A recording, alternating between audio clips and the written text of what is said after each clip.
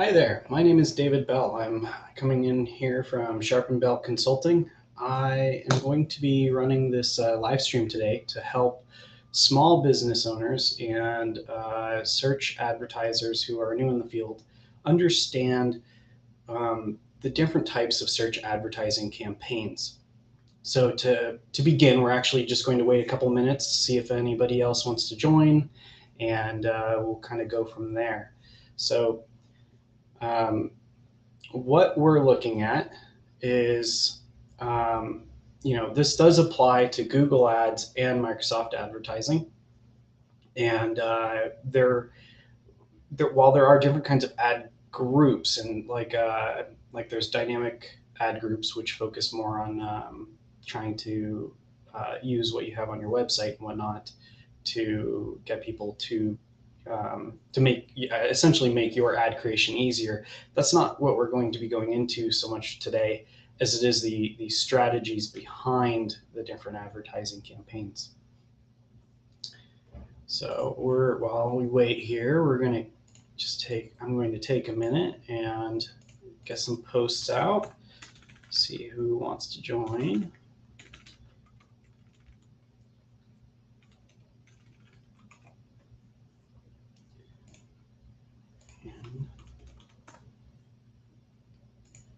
So I'm sending out a couple links real quick, just making sure that we got everybody before we begin. If you have any questions you'd like me to dig into today specifically, just go ahead and post it in the chat and I will answer them as I go. All right, here we go.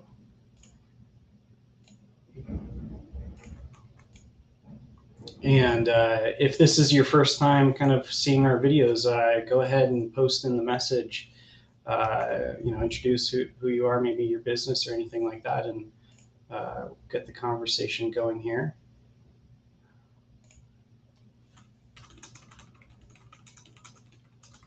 Interested in joining.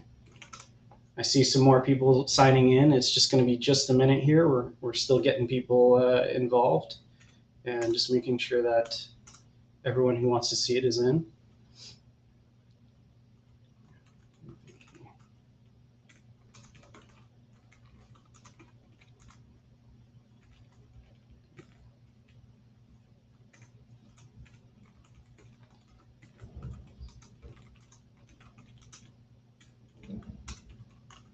All right. And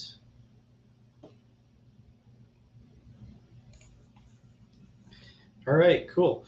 We are going to begin. All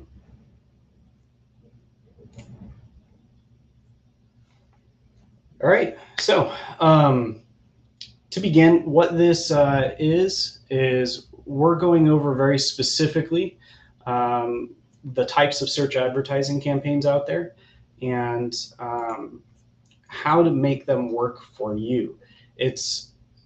There are, contrary to what a lot of people believe, is there are actually many different types of search advertising campaigns.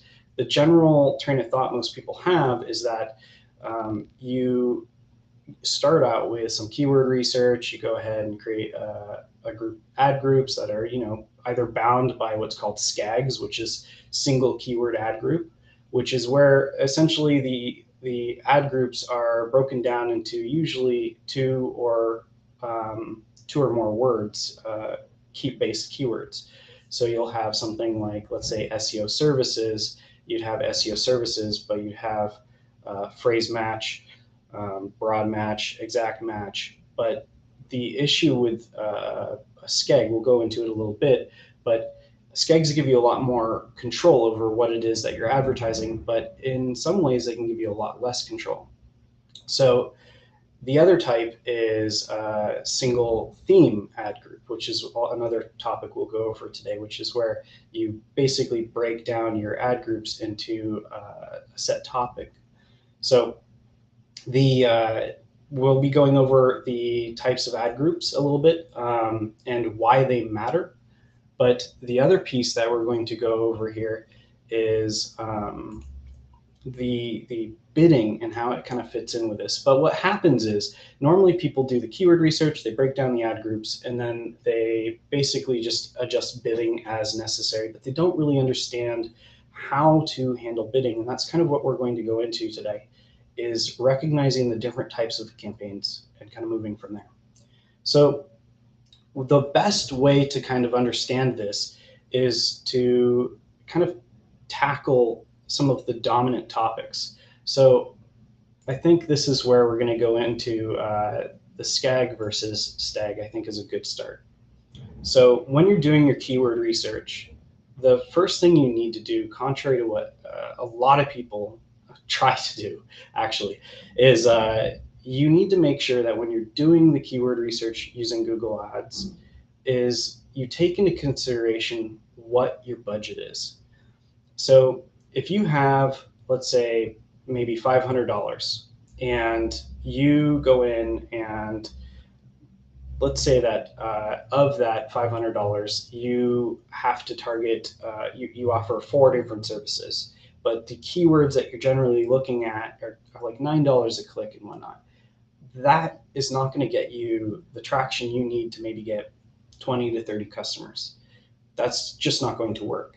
So what happens is you need to make sure that your keyword research is highly focused and that your keyword research focuses on any keywords that are below, have low competition or have a very low or nil cost per click inside that research. So, and the reason why this is important is, and I'm actually going to go ahead and pull up a separate screen real quick. I'll open up Note. So here, let me move this over so I can see if anybody has any questions. So the way that we figure this out is really quite simple. If you have, let's say your budget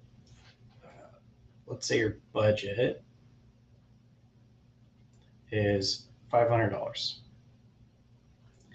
And let's say that you're looking at keywords that are in the range of, let's say between $5 and $10 per click.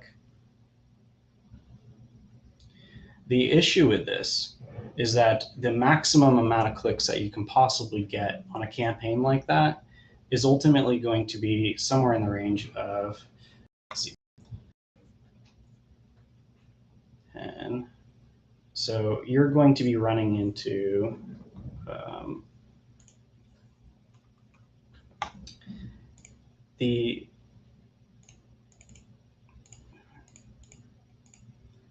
somewhere in the range of 50 clicks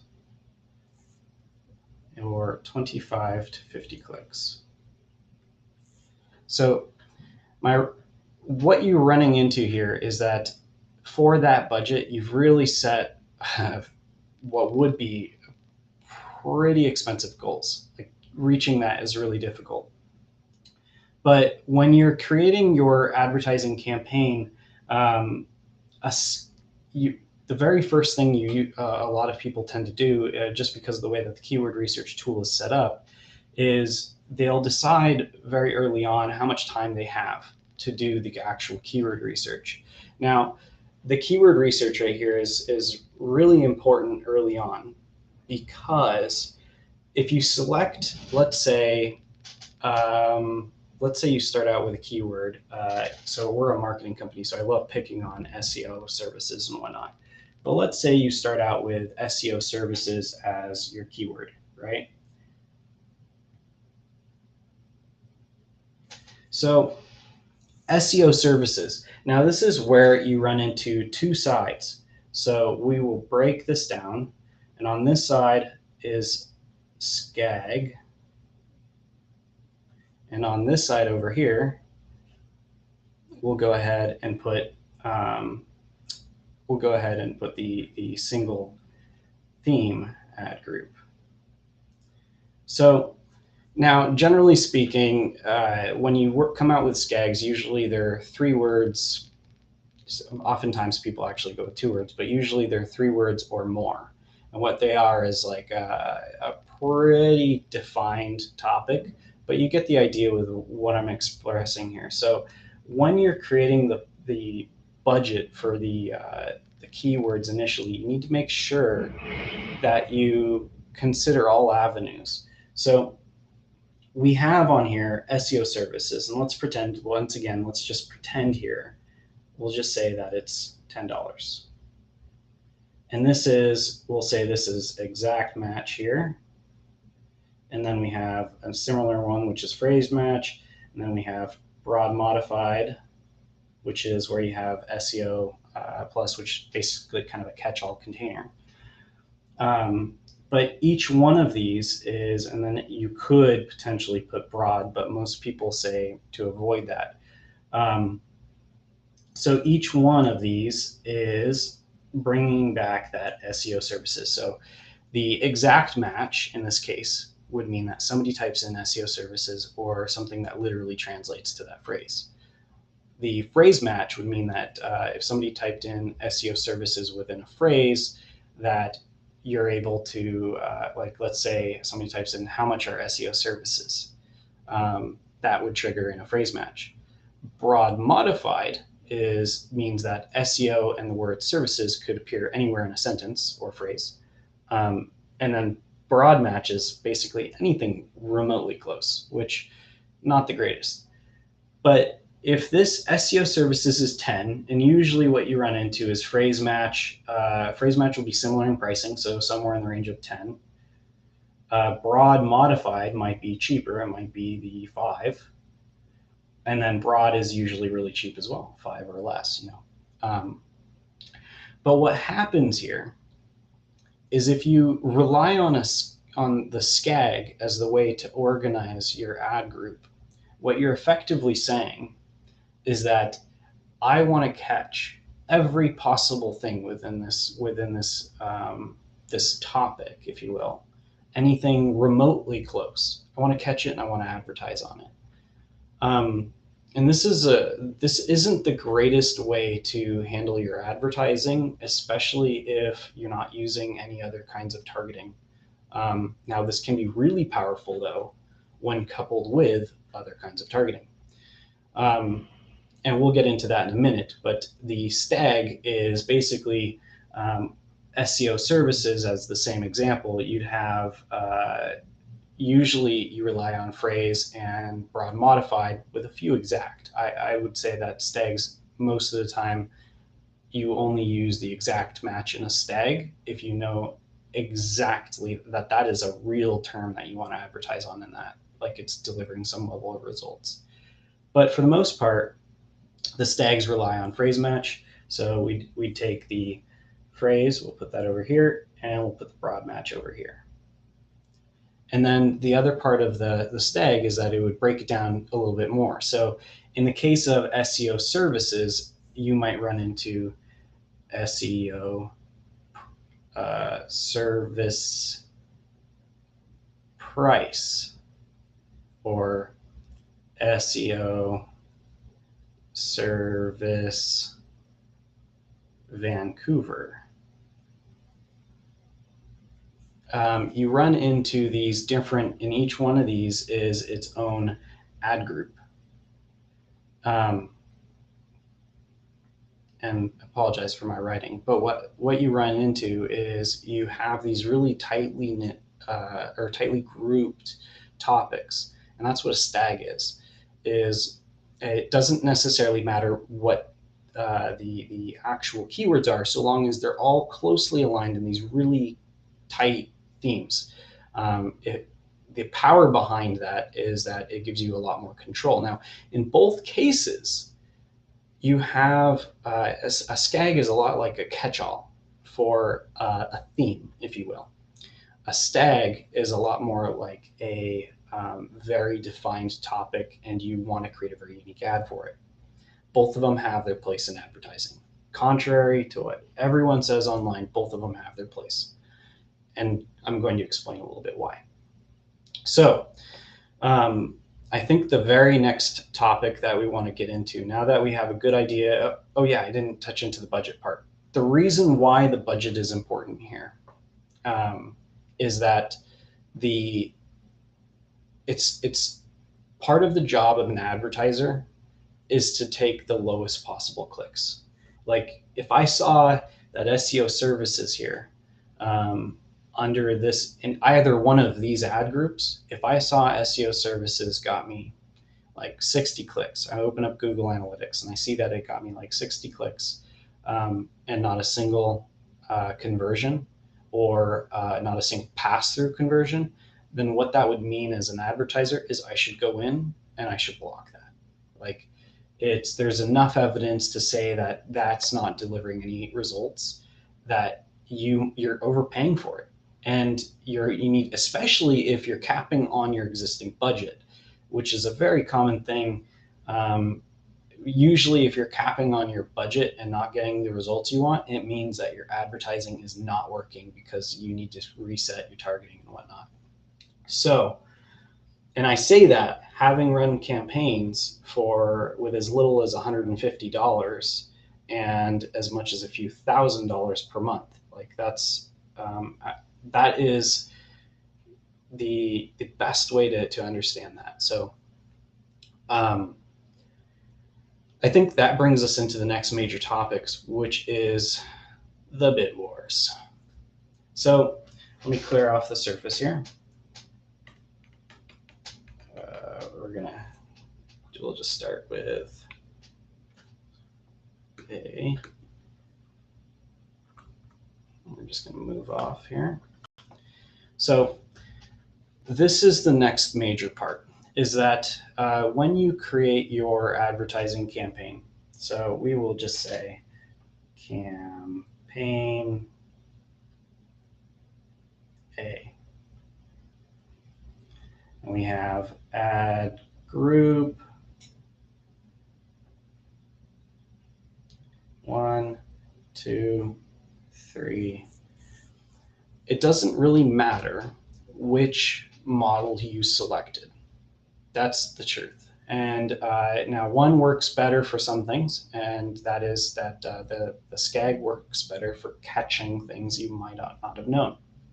But the most important part of your campaign, hands down, as long as you have reasonable topics that you've selected, or reasonable ad or keywords that you've selected, the most important thing, hands down, is your targeting. So your targeting and your bidding. So I'm going to just divide this up real quick, and now you'll begin to understand why this is important. So up here we'll say audience, and then over here say demographics. So let's say, once again, you have that budget of $500, okay?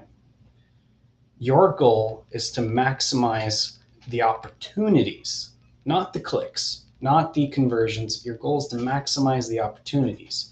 So what that means is that you should immediately move to get anything out of your advertising campaigns as possible. Usually you want to create, like if you have the topics really selected, it's not about saying to yourself, oh, we're going to maximize our budget. It's about starting to say, what can we take out to make sure that we're getting the most meaningful clicks? And then we can maximize the budget even better.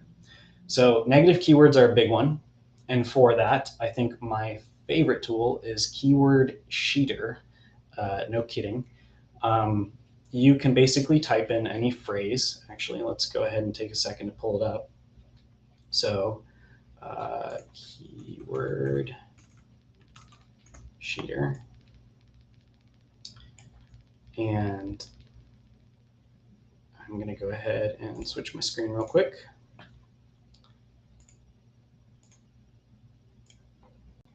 So Keyword Sheeter is probably one of my favorite tools to do keyword research, but basically back onto that same topic we were talking about a few minutes ago, is if I typed in SEO services, I'll actually just put SEO service, and I click sheet keywords, what you'll see is it will literally sheet keywords. What it does is it'll find all the variations it could possibly find with the phrase SEO service or something similar. It uses Google's auto suggest as well as some other platforms, I think, but it's very good. And what you start to see is if SEO services Bangalore is a perfect example of a term that could be broken down into a single theme ad group. It's clearly location based and whatnot. I'm certain there's more keywords around that. And as for so you can kind of see what that is, but if you imagine that each one of these is a Skag or a single theme ad group, you start to see, like, if we used SEO services as the topic for a Skag, we're talking thousands and thousands of variations, like 20,000 variations, I think is the last time I checked, for SEO services. That means that if you didn't do your homework, you are advertising on potentially thousands and thousands and thousands of completely irrelevant search terms. So you need to make sure that you do your homework, put in the negative keywords here. And you also need to select the ones that actually mean something, like the SEO service WordPress theme, as an example, is a very specific topic that should be given its own ad group. So when you do your homework, that's really important here. It's, like I said, doesn't really matter. If you wanted to catch these, that's amazing. But what you should do is still use the negative keyword lists before you rely on a Skag, or else you're maximizing your reach with no possible way of getting your money back on that. So we'll go ahead and switch back real quick. Let's see here. Boom. All right. So back to the topic at hand. So with your keywords selected, you have your ad groups broken down. Now this is where it's important. You need to know who it is that you're trying to target, your audience. And you have several ways of running a campaign based upon audience alone. So the most common one is, and I'm not talking observation or targeting. So when I'm talking campaigns by style and by type, I'm usually talking about the audience and making sure that you set it to targeting. A lot of businesses will say, okay, I want to, or a lot of marketers will create their ad groups, will build everything out, and then when they get to the audience tab, they'll turn it on observation because their biggest fear is not advertising to people that could be there. I hate to break it to you, unless you have a lot of money, you're not advertising to everybody. So you need to make sure that you plan accordingly, and that you're not afraid to not advertise to everybody. Like, that's just the truth of it. So when we go to the audience targeting here, actually, when we go to audience targeting, we can see a couple ways to handle an advertising campaign. The moment you put it on targeting and you choose in market,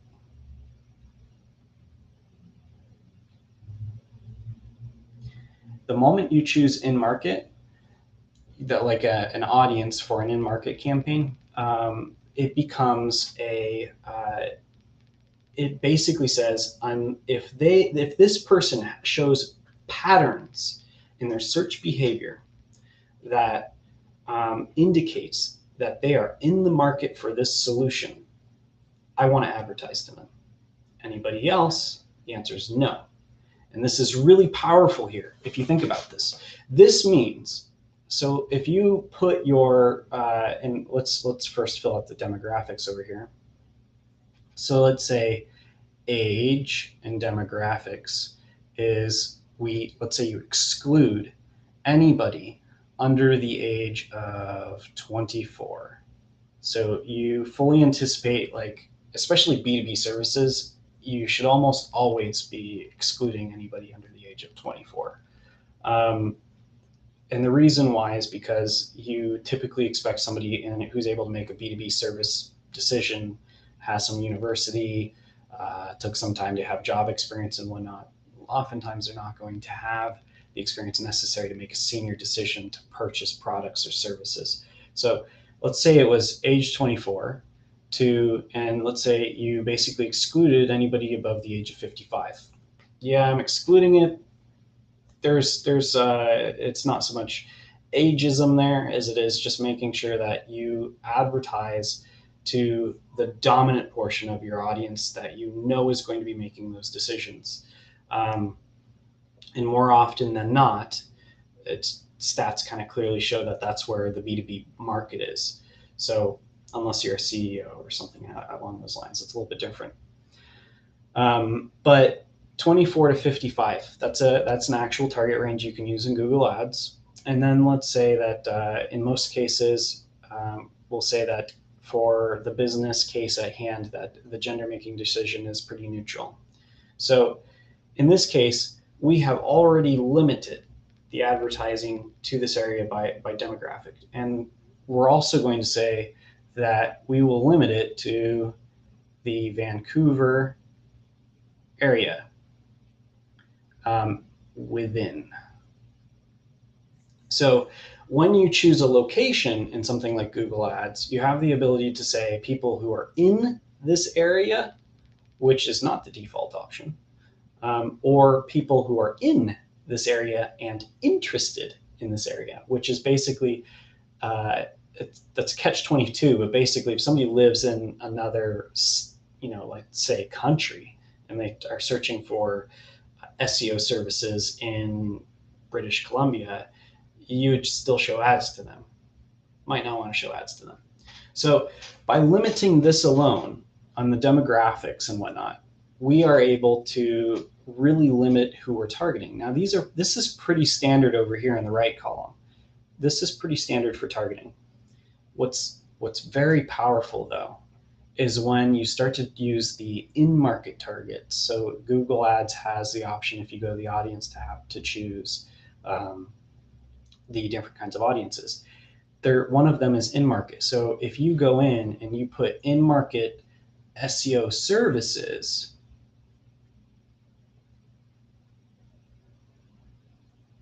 all of a sudden, what you just did is now you have a campaign that no matter what your ad groups are, it's going to limit who it shows the ads to only people who show behavior that indicates that they're in the realm of purchasing SEO services. And they have to be between the age of 24 to 55, and they have to be within the Vancouver area to see the ad. All of a sudden now you have this really, really focused ad campaign. Now, if you created a Skag, what that would do is if there were search terms there that let's say you got SEO services, like we saw, you had 20,000 plus keywords, right? It would only show the ad for the keywords or the searches where the person had the intent of being in the market for the SEO services. So that's really powerful there, because basically it suddenly excludes all of these searches that may be about SEO, but aren't necessarily going to get you the conversions you want. So this is one type of campaign here. This is a targeted in-market campaign. And like I said, it doesn't matter if it's Skag or if it's a single theme ad group, the Stag, really doesn't matter. Those both would work just fine for this kind of strategy. So another type of campaign that focuses here is you can use audience-based targeting. Now, this is really powerful, specifically with Skags.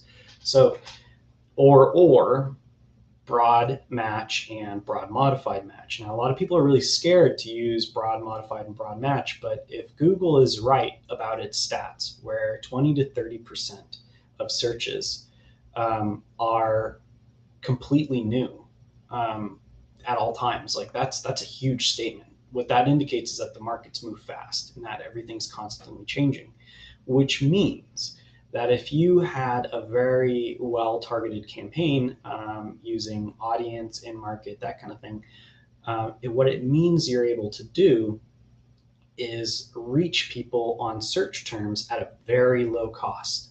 And they might be highly relatable.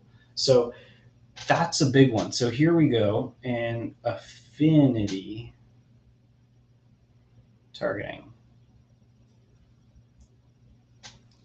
Now, affinity targeting is a lifestyle. It's something that Google has been around long enough and enough people use it that it has a pretty solid idea of who you are.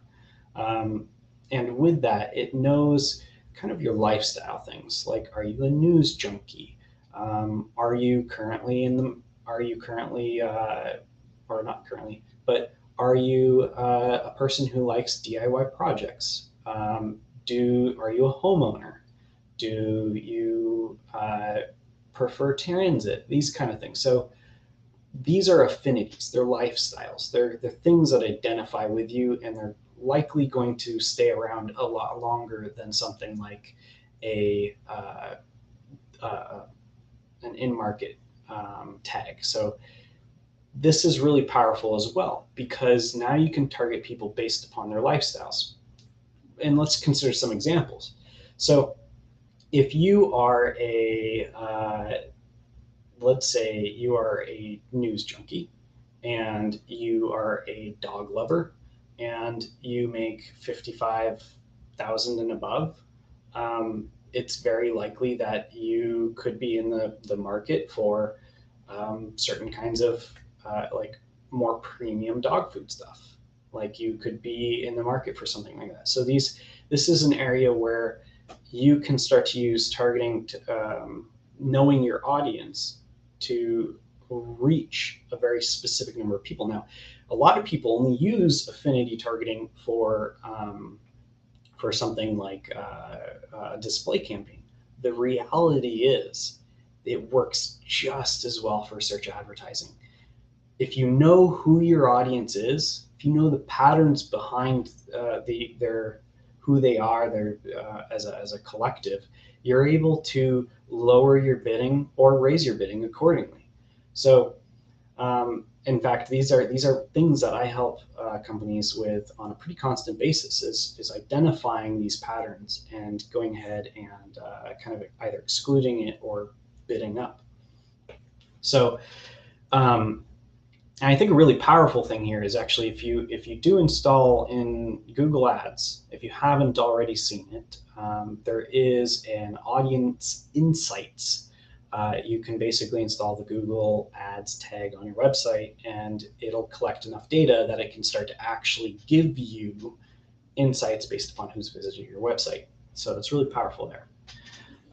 You can also, if you have Google Analytics, you can see both the in-market and the affinity markets directly inside Google Analytics. If you choose the automated built-in segment for conversions inside Google Ads or Google Analytics, you can also see very clearly the behavior and the characteristics of the people who convert on your website. So that's a really big one there. But affinity targeting is the next one, and the final one here is remarketing. So you can use, or I would put remarketing or custom. So my writing is terrible. I'm on a screen that I don't have the back for it. So But the final type here is the remarketing or custom. Now, this is basically anybody who's visited your website. You should have potentially, depending on the business you have, you could put in a search, kind of like a Skag based campaign. So search single keyword ad groups. You could put in a campaign with that only targets people who've been in your website before, and you can boost the bidding on only those. So what that means is that if people visit your website, and this happens a lot, so if a person goes to your website, let's say they type in SEO services, they find your website, they learn about it a little bit, and then let's say they hop off. What they typically do next is another round of research. And if you're not in that search results for that second round of research, the chances of you getting that customer drop. Like they don't drop to zero, but they drop substantially. So if you create a catch-all campaign that is able to, that let's say targets a far broader range than your typical campaign, but only people who've been to your website before, that's really powerful in making sure that you are there top of mind when they do that second bit of research. It can go a long way. The final type of advertising there is the custom, and that is that you can create different kinds of custom audiences based upon people who've either visited your website or visited your competitors' websites, but it's kind of in that remarketing range. It's a custom audience that, based upon the information you know or stuff that pertains to you, and you're able to limit your advertising based upon that. In that case as well, once again, Skags, or at least when I say Skags, usually I'm referring to a campaign or ad groups that also make sure they use broad modified or broad match. But having those is very important in these styles of campaigns. So these are the different types of campaigns. And the reason why I call it the pros and cons of AI-based bidding is because when you break into these styles of campaigns, the way that you bid is very important. If you have an ad group where you have these really highly competitive search terms and you put it on an AI-based bidding, just imagine everybody else is doing the same thing. You're very limited. You're basically saying, I want to advertise on this tiny amount of search terms, and I want to make sure that I get customers on these search terms. That can be very limiting. And basically everybody next to you is going to be bidding for those keywords as much as they possibly can. So especially if you use like an exact match on a two-word keyword, you're just asking for trouble, because now you're in a bidding war.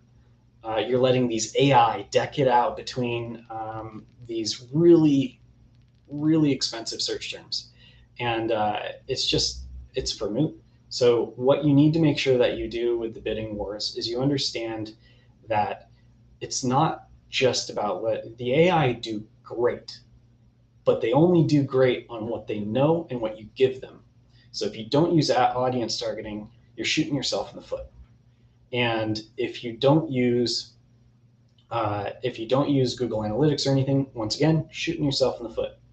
And the final bit is if you're using exact match keywords or phrase match keywords that are one or two words, you're shooting yourself in the foot. When you use those AI, you want to give them, and this goes back to that beginning argument, give them as many possibilities as you possibly can, because the more possibilities they have and the more information you're tracking, the better they can make that decision. If you give an AI 5 possible search terms and you say, get me customers, it'll bid up to, like, I've seen clicks cost, the highest I've ever seen it cost is $99 on a keyword I would only ever pay maybe $10 max. So these AI, they can kind of deck it out. So don't do that. Know what you're getting into. If you're going to rely on AI, make sure they have a lot of possibilities there. Now, I'm not against it entirely. The other kind of bidding options are one of the newest campaigns I'm trying, and this is where I talk about Skags a bit. Is let me move this up a little bit, and we'll get into. So this is where Skags become really powerful. Is let's say you create a Skag based campaign.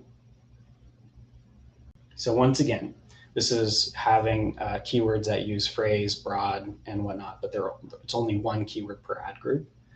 You use a Skag-based campaign, and let's say that each one is pretty specific. Like you did a little bit of homework behind it, okay?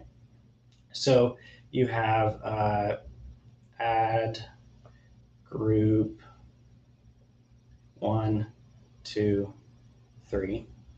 So you have the ad groups. Each one has a 3 or 4 word long keyword as the primary keyword. Okay, so one. So we'll pretend that each one is 4 words in length.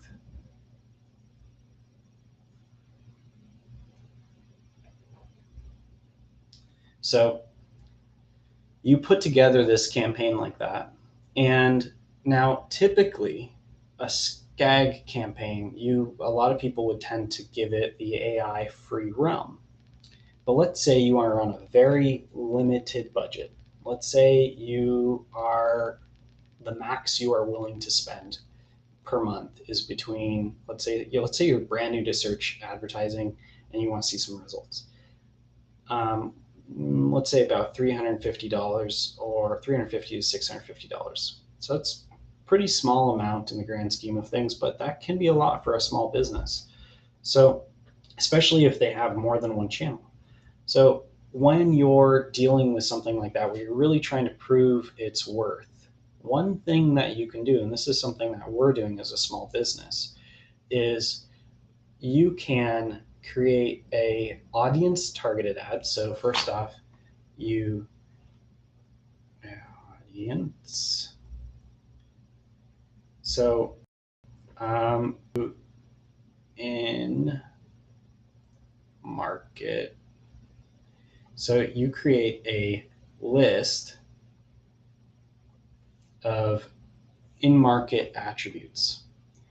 Okay, so this means that in order for, and you put it to target. So you're not observing, you're targeting. You put in the in-market target. So anybody who is not actively showing behaviors that indicate that they're in the market for these services, you don't want to advertise to. So you put up that targeting, and then instead of relying on a bid method, instead of relying on an automated bid method, what you say is, I want max clicks, which is technically an automated one, but it's less aggressive. And you say max clicks, and we'll put max CPC, which is cost per click, of, we'll say 80 cents. What you've done now is you've and this is something I see more and more these days, is people get in the mentality of, I need the #1 slot in search results to get results. That's false. That is, you do not need to be in the #1. That is, there's enough data out there to indicate that, yes, it does have a pretty big sway on things, but in reality, people are going to click on many things throughout the front page. That's why there's multiple pages in search results.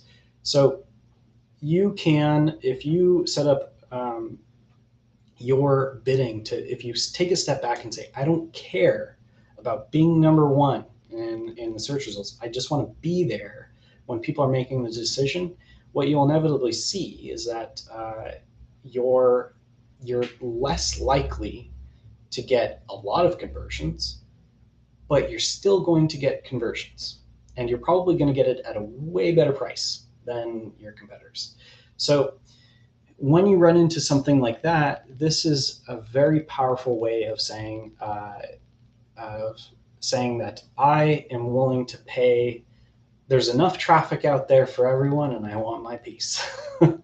And that's really all that is. So what we've done here is, if you think about this strategy here, and this is why I talk about the understanding bid wars, is because there's still a lot of power in this right here. So we've got an in-market target.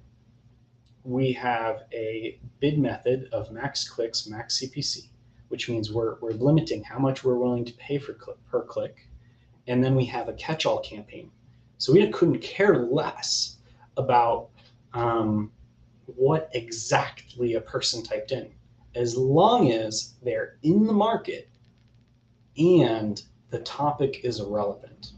That's the key.